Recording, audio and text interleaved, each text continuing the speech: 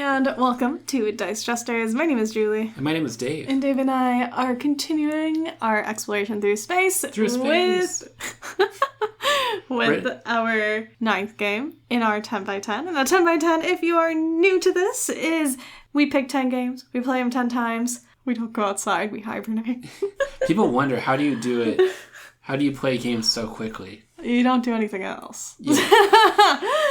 No, there's more to it, but we'll get into that in season 4, because season 4 we're gonna mix it up. We're gonna, fan it out, and we're gonna explore more. We're not gonna have it to where we have to play something 10 times, or we made this pretend rule to ourselves that we have to play it 10 times. Or that we have to stop at 10, more importantly. Right, yeah. There's been so many games where we're like, oh, we want to keep playing, but we need to get on to the next game on the list to play that 10 times. Yeah, exactly. And there's some games in the list where we were really excited for that we wanted to go to, but we were in the middle of one. So we're going to probably do away with that and just play what our heart desires. Whatever feels right. Right. And it makes more sense for jesters, to be chaotic. Anyhow, pick-a-boos. So Race for the Galaxy is our 9th game here in our 10x10 for season 3. And we had finished up with Pulsar 2849. If you would like to listen to that, you can check out our previous episode. That one was quite the doozy, I'd say. So I am very interested in exploring Race for the Galaxy because, in my eyes, Dave has cheated. He has cheated by playing it on his phone. I had looked over multiple times, saw that he was playing it, a game that I don't even know how to play yet. And here he is, getting ready, having a warm-up. I think it's funny because you've won so many of these games on the 10x10 challenge, and I'm almost like, I love the idea of going behind your back and getting good at a game and then pretending like, oh, this is my first time playing. No, I've played Race for the Galaxy a lot over the years. In person, I've played it online, on the app. I'm ready to go. I'm ready to show you who the tableau building master is of the galaxy. Okay, I don't think... Okay, well, one, back to season 2. You said you were the Castles of Burgundy master. Can we get a recap? And then I came in. Not only did I take the crown... Oh, is the emu coming out? Yeah, the emu's coming out. I straight destroyed this, metaphorical kingdom you had. That you held dear. Everything that you held dear. Everything under the sun. And I just continued to crush it. Just boom, boom, boom with my emus.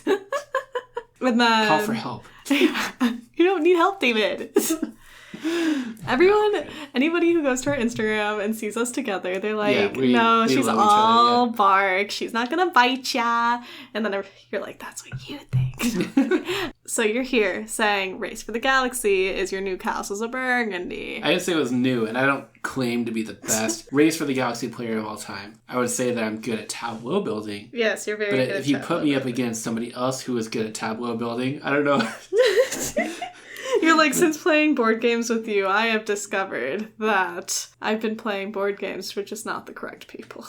Correct. So. Do you want to know why I chose Race for the Galaxy? Because you know how to play it. I know how to play it. It's one of my favorites, I would say. It's similar to San Juan, so we're throwing it back to season 1. Ooh, one of our favorite games. Probably one of my top 2 favorite games of that season. I love San Juan. In Race for the Galaxy, I'm really intrigued by design process and designers and so forth, and there's some cool stuff about this. But when I think about when I was first getting into the board game hobby, this is a game that I saw people talking about. I saw on YouTube reviews as this really strategic card game, but everybody described it as, it's this really intimidating, icon-heavy, steep learning curve type of game. And I think that once you get into it and you play it one time, you learn the language of these weird icons, you're good to go. And once you remove that barrier, there's so much strategic depth to this game. But when I was first getting into the hobby and trying to find these different board games, I became part of a couple different gaming groups and was trying all these different games. And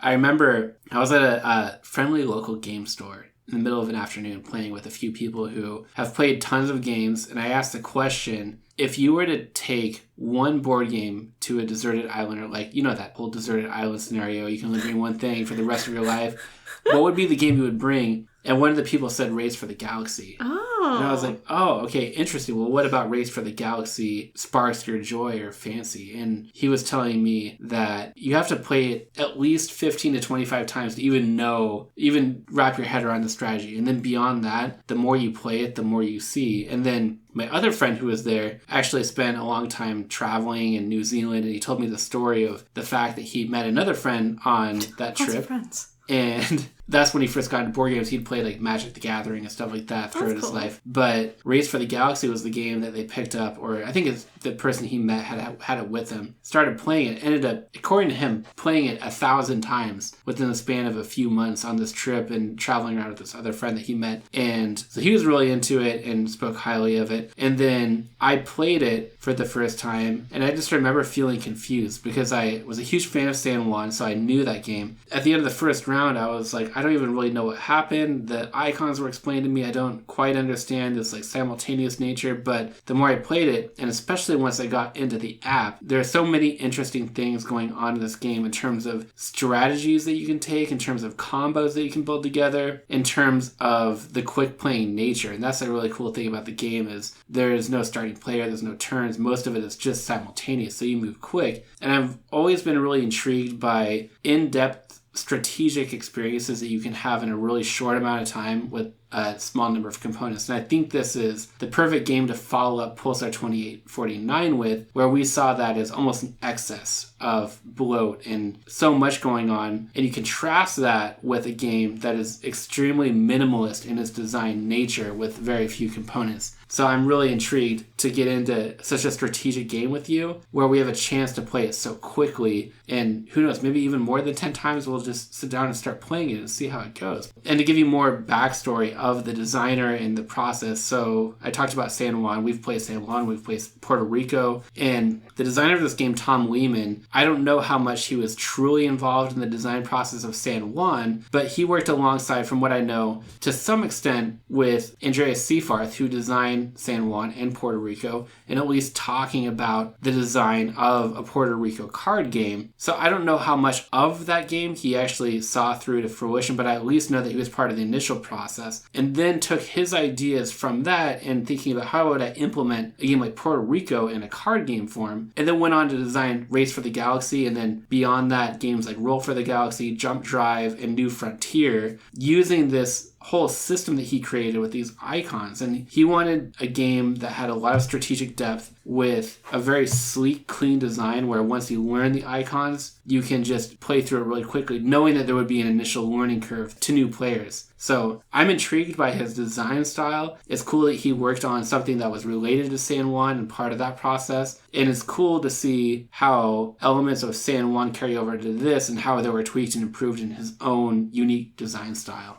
Did you ask what board game you would bring with you on a deserted island? Yes. Oh, okay. And it was Race for the Galaxy. Oh, because when you and I first met, you had asked me what I would bring to a deserted island. You didn't say board game. You just said, if I was on a deserted island, what 3 things would you bring? And I remember specifically reading that question through email and then laughing to the person that I was in the room with. And I was just like, how do I answer this question without sounding mean? And my friend said, what do you mean? And I'm like, it says, what 3 things would I bring on this island with me? I would only need to bring 1. I would bring a satellite phone. That's so Julie. Thinking so literally. And he was like, oh, well, why don't you just say that? And I was like, no, I want to have a good impression. I don't want to sound like I'm trying to be a smart butt. So funny. So I answered it with, I believe, a flint because a lighter would run out of fluid, so it was still on the smarter side.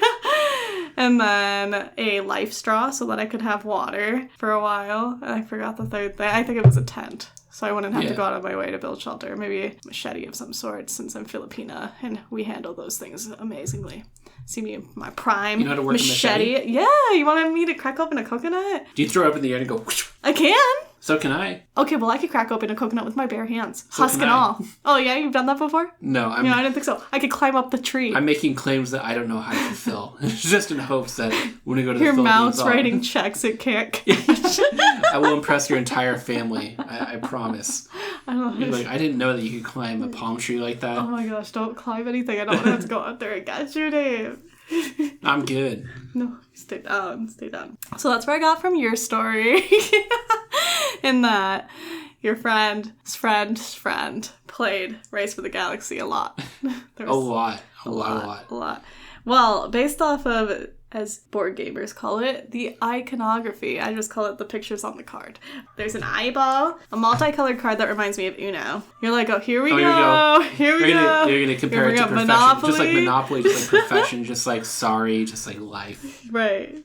So, yeah, there's a multicolored card. A question mark, probably because it's also confused by the icons in said circle. There's a question mark. A diamond, a half red and black circle. It was kind of like a checker, you know? There's red checkers and black checkers, and then the board's red and black. And then this, like, arrow that if you turn sideways makes a house. So I don't know what the arrow is for. Then, yeah, I don't know. I truly don't know. I know you said it's kind of like San Juan. Oh, wow, like San Juan, yeah. Whatnot. But looking at this card summary and round summary, I don't know. I'm pretty confused. Because to me, red means bad. But this says +1, +1, +2, +3, and it's red. So I don't know. It's weird to me, I guess. And you know what? I generally don't know. It's just a bunch of colors and shapes I've never seen before. Yeah, well, I've seen the shapes before, but... I could try to sit here and explain it to you and so forth, but I think it'd be better if we just jumped in. Mm-hmm. I would show you how it would work, and then maybe we come back and you kind of try to explain the differences between this and San Juan. We'll take it from your perspective, yeah. Okay. Or we'll see. This game looks intimidating. You're like, intimidating? It's a stack of cards. It is. Yeah. Have I found the game that you'll find difficult to learn? Because usually you learn them really fast. Will this be the one that breaks you? Maybe. Why are you trying to break me? Yeah, so does this one come with a story at all? Does it come with a story at all? Oh my gosh.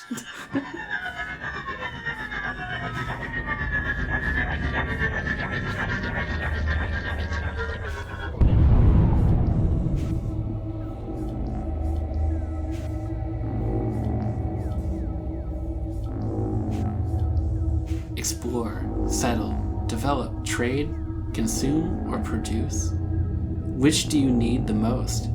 Which of Earth's former colonies will be most successful at settling the galaxy now that Jump Drive exists? Who will discover the secrets of the mysteriously vanished alien overlords? Your goal? To build the most prosperous and powerful space empire! How do you feel right now, Julie? I don't know. You said empire, kind of scary. Yeah. Does that scare you? Just a little. I don't know what I got overcome with this alien technology that infiltrated my brain. Oh, you got probed. I don't know what just happened. I blacked out for a second. I came back. Maybe I went through a portal. I don't know. Oh my gosh. Dave, you were right here. I was looking at you the whole time. It's fine. It's okay. It's okay. This is why you read to me. It just makes things easier. Sure. But you know what you can read to me next? The rules. Not even read the rules, mister. Read the rule book? You were playing the game on your phone. I can't get over that. If you win the first round, just know that that's what I'm going to blame it on. Okay, we'll see. Well, let's get into the first round and then come back, hopefully with an outcome that's more favorable to me.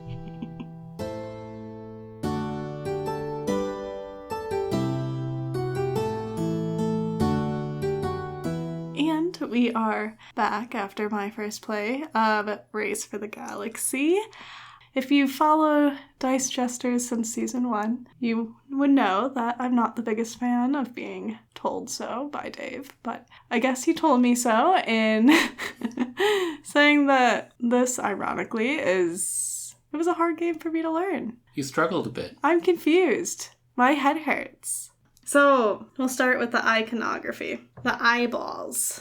I don't understand why the eyeballs were a choice of drawing cards. Okay, let me start with this. The eyeball is what you look at. The hand is what you keep. What? Oh my god. Why wouldn't you have said that when you were teaching me? Why you don't say the ojos, the eye? Why you don't say that? Well, kind of, because there's also the hand with the card for the planet, so that just means you draw one, but I guess you also need to keep one too. Oh, so the hand means you put it in, you keep it in your hand. So I'm saying that the iconography is a whole language, but once you understand it, it makes sense. You're like, oh, This means I draw a card and keep one. This is the sign for planet. This is the sign for development. This is the sign for consumer trade. This is the sign for produce. Okay. Windfall. Military. All that stuff. Whoa. So the eye. I didn't initially understand that, but now that you say that, that makes sense. Because if the eye has like a 5 in it, it means draw 5 cards. But that doesn't mean you get to keep all 5 cards. It just draw 5. Yeah, you're just going to look at it. Interesting. Okay. Yeah, like this one right here that I'm looking at. Whenever you do the explore action number 1, you get to draw and look at an additional 2 cards before you keep. But I should have been drawing more. I've only been doing the 3. Oh, is that's why you lost? Because you didn't. What do you mean that's why I lost? The right cards. Emus come out. Emus come out. And everything is. There's also this card summary card that has. That still doesn't make any sense to me. I don't understand the gray. So what is gray? Gray is a non-producing world, or a world that doesn't produce any goods. It just provides the benefits on the card, as well as the victory points that it lists in the hexagon next to the planet. I still don't understand why you want military worlds. I don't understand the difference between red and black. I don't get it. So military worlds, the benefit is that you don't actually have to get rid of anything from your hand. It's based off of the military strength in the tableau in front of you. Mm-hmm. So if you have a 3 military strength and then you have a 3 cost military planet, you just get to place that. You don't actually discard anything from your hand. But the other planets that are not military, you have to actually discard cards from your hand. So there's that long-term payoff of building the military strength in order to build free planets compared to just having to get rid of cards and building non-military planets. Okay, and then how does it signify the end again? Because that's... It crept up on you. So it's either when somebody has built their 12th card... Oh, it's or card. The victory point pile is depleted. But when one of those 2 conditions are met, we still finish that entire round of whatever phases were selected, and then we score up all of our points. Okay, and then why do you want diamonds? So the diamonds are the development cards, and when you think of San Juan and those beige-colored city cards, it's the same thing. They just provide you ongoing benefits. Whereas the circle, the planet cards, give you ongoing production abilities to be able to produce goods or get victory points, and the development cards are more heavy on the ongoing abilities. So I understand the game. I understand what you're saying, but my brain still hurts. And I think it's because I have become so accustomed to the games that we've played where they all kind of make sense with one another, where they all have similar patterns, similar images, play styles, whether that's dice drafting, worker placement. Yeah. San Juan was pretty self-explanatory because that was like resources. It kind of went hand in hand with other resource ones like Targi, Sentry, what have you. You're just using cards over gems and or spices. Correct. / dates. So with this one, there's a learning curve because the icons are different. And then I would compare this game to learning how to write with my left hand. Where I know how to do it, I understand how to do it, but because I'm not used to using my left hand, it slightly feels weird. So I understand this game, I understand how you explained it, I understand the rules, but because I'm not used to it, there's that learning curve. So I know what you're saying, and one of the reasons I was really excited to play this game with you is I feel like a lot of the games we've played recently are very similar to each other. Mm-hmm. Oh, this is worker placement, this is resource management, this is set collection. This game, although we've played tableau buildings like San Juan and Wingspan, and Bruges, one of our favorite ones. Yes, Bruges. This game will probably feel the most different, where you're going to have to flex your brain into thinking of things in a different way, learn a new icon style. But then once it clicks, that payoff is massive in terms of the directions this game takes your brain, searching the deck, finding different ways that you can make the cards work together to get points, to get additional cards and so forth. And that's why that person who said you need to play it at least 15-20 times before you even understand what's going on, I can kind of see that. But in terms of what you put into a game to what you get out, I know we've played games recently where after a few plays we're like, okay, I've seen everything that the game has to offer. I know that my opinion won't change. This one I think will keep your level of intrigue where you're like, I feel like there's always something a little bit more that I'm missing that I'm going to keep chasing after. Yeah. And that does exist. That's not a mirage. But when you find it or when you start getting to that level is where this game starts singing. Where you could play this game. I think it says something where one of my favorite gaming friends who is into really heavy strategy games says that this is... the one that I really like? Yeah, yes. Says that this is... We played Nucleum with him, and he said this is one of his favorite games of all time, and I think it says something where if somebody's willing to play a game 1,000 times, who's on that level of enjoying more strategic depth, that says a lot about a game like this. So you're saying I had to learn this so then for the next board game retreat, I can play him. I think so. I think what we should do, though, since I've played this game a lot, I should just hand you my phone, like you go sit on the couch, play a few rounds on that to just play it really quick and get used to the icon and the flow of the game and the routine. Play it a few times, we'll come back, and then we'll just keep playing, because I think once you get over that barrier, I think that this game will really speak to your brain patterns, the way that you strategically think about games that we play. As much as that would level the playing field, you, knowing me, should know that I would find more satisfaction in just beating you this second round without doing that. I don't think that you can. I think I can. I feel like jesters is a really good term for us, especially because this highlights my gaming journey for the most part, and then yours is more so in our Patreon, you know, where you kind of give out your diaries of how you feel about the game or how I learned the game or the experience that you've had playing it, right? And the reason for that, I know it sounds like there's not a reason because I'm just talking, but that's okay. The reason for that is because jesters are tricksters, you know? And some tricksters kind of like mimic you in a way. And if you have noticed in this gaming journey, I will always watch you if you start beating me, and then I will mimic you, but then fine-tune it. So, I watched what you did. Me. I take a different strategy most times I play this, honestly. That's what you think? I'm going to throw you off. You're going to see, he goes for military. Oh, wait, he's not doing military. He's going for... I'm not going to name the different strategies, but I know several in this game. Okay. Should we have a little bet? Okay, what are we betting? I was like, you can go, I will go pet a bird. I already pet a bird, though. You did. Several birds. In fact, I'm starting to think that you developed an affinity for the bird species. Oh my gosh. So our year post on Instagram, like our anniversary post, one of our good friends from the board gaming hobby, he had posted it on his story, and he put little birds all over. It was diabolical. So I love that. How many bird games exist? I don't know. We should find them all. No, people are going to be like, you know what? Let's just send them board games just to mess with them. Send them birds. Send them birds. So I don't know. If I lose, I will. How about I'll buy you a board game. You will? Any board game of my choice? Within reason. Currently within print. Currently, how about there's a price range? I'll give you a price range. Yeah. I'll decide the price range when I lose. You're like $15 to $20. $5. You can get Uno. We're gonna go to Goodwill and pick up Uno or Phase 10 or something. Yeah. So that is what I will do if you beat me. If I beat you, you have to do something that I would normally do that you wouldn't. I'm going to give you an animal to hold. I'm just going to pick one. I would hold most animals. That's not true. That's not true. Not if we're in the wild. That alligator was different. So if you win, you're going to take me on an exotic vacation. No, not an exotic vacation. You'll see. To some archaeological site where I'm going to have to suffer and hold some... Maybe I'll take you fishing. Who knows? You'll see. Fishing's cool.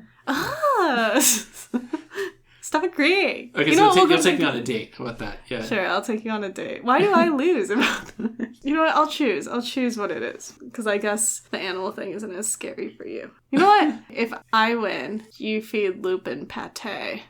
Oh, that's a good one. And you will do it correct. Yes. And I have to sing him the song, and you're going to video record it and everything. Yes. Yeah. Yes, so people can see how much of a... I have to whisper this. Princess. Oh, this is so great. Yes. All right. I think that sounds good. The stakes are out there. Stakes are high. Stakes are because high. you don't like the pate. Oh, well, let's blast to space. Okay. Race for the galaxy. Yeah, let's get through these 9.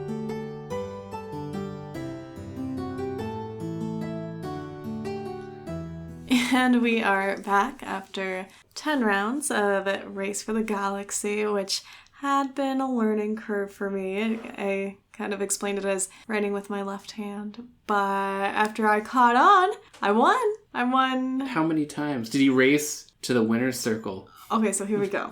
I won that one time. It was 57 points, right? I must have messed up. So that I won. And then the last round I won because I realized that this is your Azul. You just now realized that? I realized that. So the longer... After how many plays? After 10.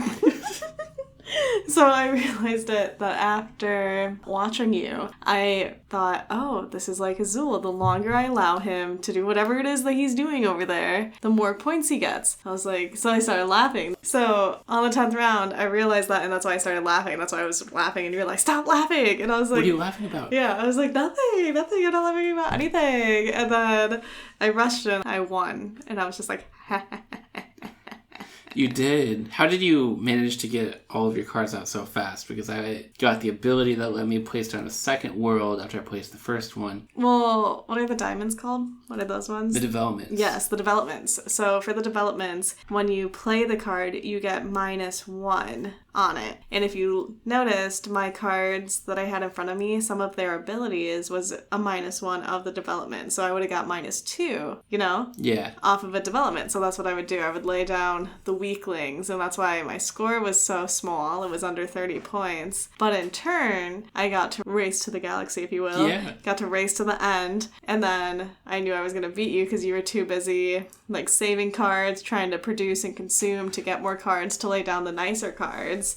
And I'm all like, you know what? I'm chill with ones if that means I get to beat you. I went for kind of a weird strategy the last game because I had this damaged alien goods card. So you start with one of those yellow planets, but then you have to discard a card in order to produce on it. But you didn't have any production abilities in the beginning. And I also put out a second card that let me discard cards from my hand to get victory points. In the beginning of the game, you didn't have any production planets out. So I kept going between trading and producing so that I could trade that yellow good for 5 cards and then discard 2 of those to get 2 victory points. And then discard 1 card to produce again on it. Meanwhile, I knew that you wouldn't play either of those actions so that I could do other things as well. I was like, I'm going to go for this. And I only lost by a few points. So okay, thank you. You're happy you lost because after a little bit, I was just like, oh, wait, no. If I win, you get to hold a tarantula. I was not going to let you win. Because earlier, you were just like, yeah, I'll hold whatever animal. Tarantulas are animals. And I knew there was an animal that you wouldn't want to hold, and I just had to think of it. So then when I remembered it, I was like, You can say whatever you want, but I knew I wasn't going to lose this, so the stakes can be a tarantula. But the question is, now that I won 8 out of the 10 games... Yes. What are we talking in terms of the game that you said that you would buy me? Are we talking like any price range? Are we talking maximum of $5, local consignment shop? Or Well, I said a board game, right? Okay. They sell board games at the dollar store. At the dollar store? They sell the little travel ones. Yeah. Like Travel Uno or something. Yeah, Travel Uno. No, we'll see. If there's a game that seems interesting to the both of us. Okay. We have lots of games to get through, David. You're like, ooh, you're backing out. You're backing out because no, you didn't think you would lose. No, I didn't think I would lose. That is valid. But yeah, we can look at the games and then decide from there. Maybe you want to save it. Who knows? Maybe there's a game that's coming out that you may be interested in. Oh, that Lord of the Rings Confrontation, the Extreme Edition that's $2,300. Okay, Fun House absolutely looks great. I don't know it looks like an heirloom. I am, but there's no way I'm going to purchase. Like, I lost 8 rounds of Race to the Galaxy and now I have to buy you a $2,300 board game. Yeah, that makes Plus shipping and all that. You know what? If you'll hold the tarantula, because I know you won't. So, Let's talk about the game. What was your impression? Walk me through your whole experience grasping the game, understanding the strategy to the final play. Yes. Take me on the journey. So, when I first looked at the game, I looked at the back of the cards that are like your player cards. And I was so confused on why there was an eyeball, a triangle, some circle with like a yin and yang going on with red and black, and then multicolored card, arrows, and then I don't know. It is a lot. Yeah. I do not like teaching this game. I will say that up front. I was very confused. And I've known people who have straight up said, I will only play this with people who know how to play the game. I will not teach this to new people. And I can understand why. Yeah, it was hard. It was kind of a hard learn. I didn't fully grasp it until the 3rd round. I did see similarities within San Juan, and then after seeing the similarities, I was able to do it. And honestly, I know that you know some people who wouldn't want to teach others, but I think I could easily teach this game. Do you think so? I think so, because after I got the hang of it, I was just like, oh no, this is way easier than I realized it to be. It's very straightforward, very simple. It's almost just learning a new language. That's all it is. Yeah. Once you understand the icons and the flow of the game, it clicks. Yeah, it clicks, but I do feel that there's a very simplified version to teach this way. I struggled with it. I didn't really know how to quite explain it, especially when we got to the consume action, because you can either do trade or you can do consume, but they both trigger the same action, but trade gives you kind of a prequel action before that main action happens, which I could not explain that for the life of me. Well, the trade part was really confusing to me too, because I didn't realize that you had to play the card to trade. Not everybody got to trade.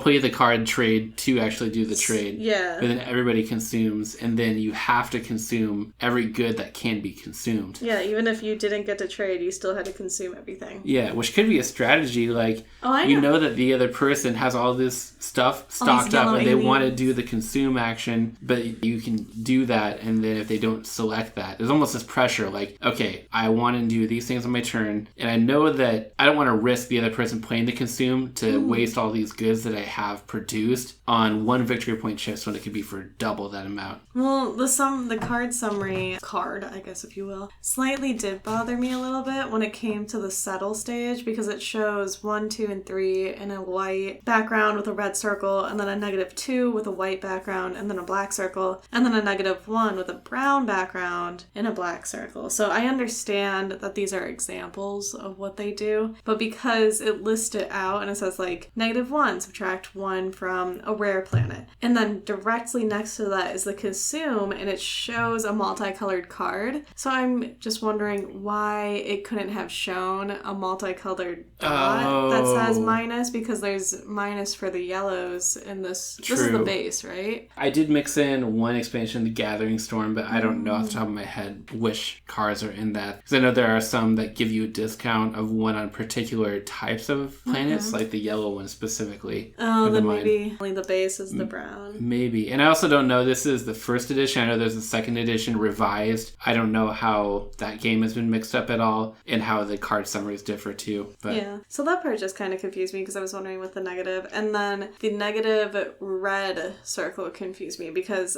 on here when it says settle, it's like plus whatever to your military. But then there's some cards that had negative red numbers, and that confused me because there's no negative red number on this card that the game comes with. Yeah. It is confusing wrapping your head around seeing the plus numbers and then the minus ones, the plus for military, the minus for other planets, and thinking plus red is good, minus non-red is good, minus red not good. Yeah, because then it says military worlds have no cost. They can be placed only if your military is greater than or equal to the world's defense. And that was something that was kind of difficult for me to wrap my head around, just because, I don't know. I just kind of felt confused. I didn't get why the difference. And then after playing for a little bit, then I understood, it's just a way where you don't have to use your resources, because the tableau that you're building in front of you is your world. You're adding things into your own world. And so when it says plus whatever number, that's your world now has plus that number. Yeah. So now you can add more military. And that's where I think playing the app, I know I kind of briefly showed it to you, just here's what it looks like, but I think learning the game on the app, because of the steep learning curve, what the app does really well is when you add military to your tableau, it just has a running number in the top left where it says like your military strength is 6. Okay. And then it handles all of the upkeep, where when a certain action is triggered, it gives you the bonuses up front. And it shows you in your hand of cards what developments you've already played, as well as the 6 cost cards. It tells you what they're actually worth without you having to calculate everything that's there. Okay. Well, that makes more sense.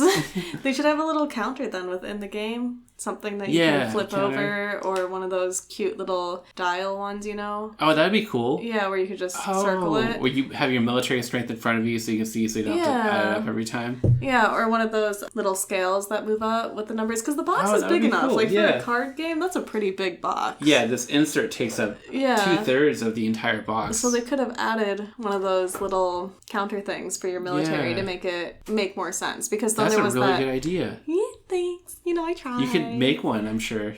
Yeah, I'm crafty. You are crafty. But Because then when it's -1 on a card, then you could figure that out, you know? Yeah. Some cards give you negative military points and then some positive, so you almost have to figure that out each time and just to make sure you're not forgetting something. Yeah, so that might help. That would at least help me. I mean, I'm more visual, so that's why you could tell me all day what it is, but I would never understand unless I, like, really took the time to let it click. Well, if you had that in front of me and you said, this is your military, when it gets this high, you get to add these cards, I'd be like, okay, great, got it. Yeah. I wouldn't be as confused with the military as I was. That's what I should do. I should help, like, people... Because, like, I'm dyslexic, you know? So I need it to be visual, because when you talk to me, it gets jumbled in my head. Right. So I feel that I could be like, hey, this helped me. This will help you, maybe. Like, consulting for board game publishers and designers and stuff. I'm like, hey, that iconography is kind of confusing. Yeah. Let's simplify it a little bit to do it like this. But it would still work for the game, you know? I think this game is really functional, though, because once you understand it, even though a couple of them are a little bit wonky, but the way that the cards are laid out with all the powers on the left, you can lay them out and whenever an action is triggered, and I love that they're numbered 1 through 5, you can just quickly glance at your whole tableau and realize, oh, we're in phase 1. I have these explore powers. Phase 2. So it's not like you have to read all this text on the cards. Mm-hmm. Like Sand 1, I think is an easier game, but it's almost easier to forget some of your abilities in that because it's all written in text rather than just quick glance icons. True, but some of the icons are kind of confusing. Yeah. Like with the arrows, but I do like where you're thinking. So... Strategy-wise, what did you think of this game once you figured it out or wrapped your head around what was going on? I didn't have a strategy. I don't know, I just played the cards. Well, I think your strategy can change every game, though, with this, because you pick from 2 starting planets, and then that can base your whole strategy of, oh, this game I'm going for military, this game I'm going for this or that. And that kind of helps shift you in the right direction. But then within the cards as they come out and you get them in your hand, you can build this whole engine that looks different, pretty different from game to game for being just a deck of cards. Yeah, it was hard. And that's what I loved. I talked about in our first impressions, but contrasting this with Pulsar 2849 that felt a little convoluted, having a game that's just a single deck of cards is such an elegant game design. And I'm so impressed by everything that Race for the Galaxy manages to do within just a deck of cards and a handful of chips. Yeah, I would agree. Although it's ever so slightly confusing, I think this is a keep it to play just because I want to play more rounds, because I know that I'll thoroughly figure it out and you will never beat me again. Well, I think we've kind of just scratched the surface because we played, I would say, an average 20-25 minutes per round. So this could be a game that we have where no matter what we're playing, we can set this up real quick and play a round in between things. Yeah, that's true. Like, take it with us. Yeah. I mean, we can just put the cards in a baggie. Yeah, you don't need the whole box. Yeah. Just the bag of cards. Just the bag of cards. But yeah, no, I love this game. Again, I've played it so many times in my life, but replaying it, I would say this is my top tier of games of all time. Oh, I am. Yeah, I don't know. It'd be interesting to rank them all, but this would definitely be in the top 10% maybe. I think this one's interesting to me because it's a keep it to play, not because I love it, but because it is interesting to me. I still haven't figured it out, and that's why I want to keep it to play. I think after I figure it out, then it'll be kind of the decision of keep it to play or trade it away, yeah, like a true one. Was it the Shelf of Jester Cheer? Yeah, that's what I was thinking. I'm not 100% sure yet, but you know, it sounds good, right? But yeah, we'll keep going. We'll keep figuring it out. So, yes. Well, that was fun. Thank you for taking that race into the galaxy with me, Julie. Thank you for tickling my brain. For a penultimate Game Under 10x10 challenge. Well, we have one more left. So you never know, you know? There could be... What's the last one? Beyond the Sun. Beyond the Sun. So we'll finally explore all of the galaxy after we play that final game. And then we'll figure it out. I don't know. I don't feel like I can properly rate this one on a list of 10. Really? Because it's so different. Yeah, it's so different. And I still haven't caught 100% on. I feel still slightly confused, you know? Like there's still cards I had questions about when they popped up. Usually when I get going, I don't need to ask questions. So I'm just like, here we go. Well, that's why I've struggled with the 10x10 challenge format a little bit, because a game like Race for the Galaxy, I knew I wanted on one, but you can't quite compare it to a board game. It is quicker than a board game. We got through these rounds pretty quick, but I think just playing it 10 times doesn't do the game justice. Like, you need to play it quite a few more times than that. And then to end at 10 and then rank it against other bigger, longer games that you could accurately assess after that many plays and say for certain, like, I really like this game or I don't. This game doesn't quite fit into that mold. It's very true. Very true. That's how I feel. So that's why I'm a bit confused. But yeah, I'm excited for our next board game and I look forward to getting into it. So Dave, thank you for not only showing me, but teaching me and being patient with me for Race for the Galaxy. And thank you for listening to us this week. Be sure to join us next week as we explore Beyond the Sun, which is another Rio Grande game, right? Yes. Yes. So that's really exciting.